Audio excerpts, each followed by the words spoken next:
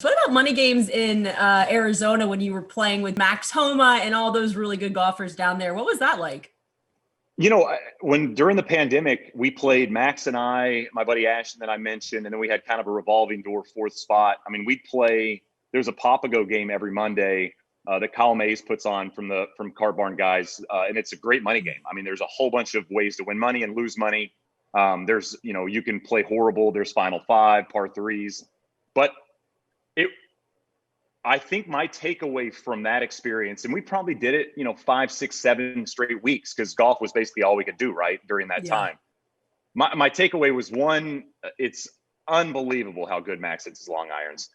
It's annoying. I mean, you have to hit 4 irons, 3 irons, 4 irons, and 5 irons on 3 of the 4 par threes there. They're really, really long. Wow. And the fact that he would just hit it right at it every time. And you're like, never just to pull, never pull it left of the green, just never just a complete whack swing.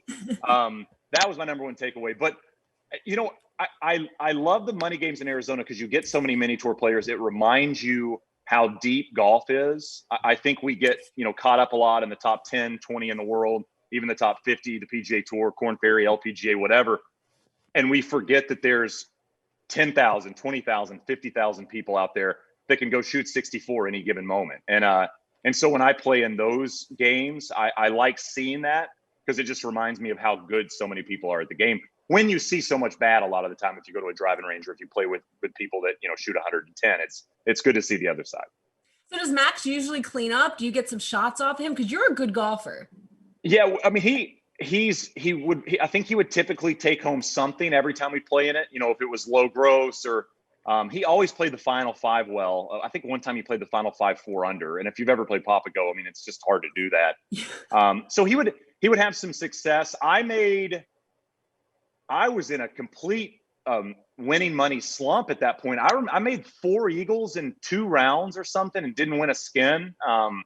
And it was becoming a joke. I made back-to-back eagles on back-to-back par fives and didn't win any money on either of those. But yes, when Max showed up, I feel like he was the heavy favorite to at least go low again. But I think what was cool about that is you saw a PGA Tour player and winner, one of the top 100 players in the world officially ranked, playing against a whole bunch of people you never heard of.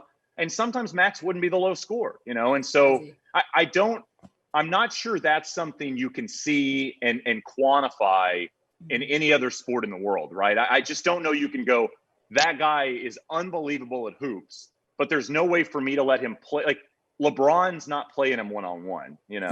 By the way, Max is going to love the fact that I just compared him to LeBron. He's going to be a big fan of that. This might be his favorite moment of our entire friendship was that right there. So there you go.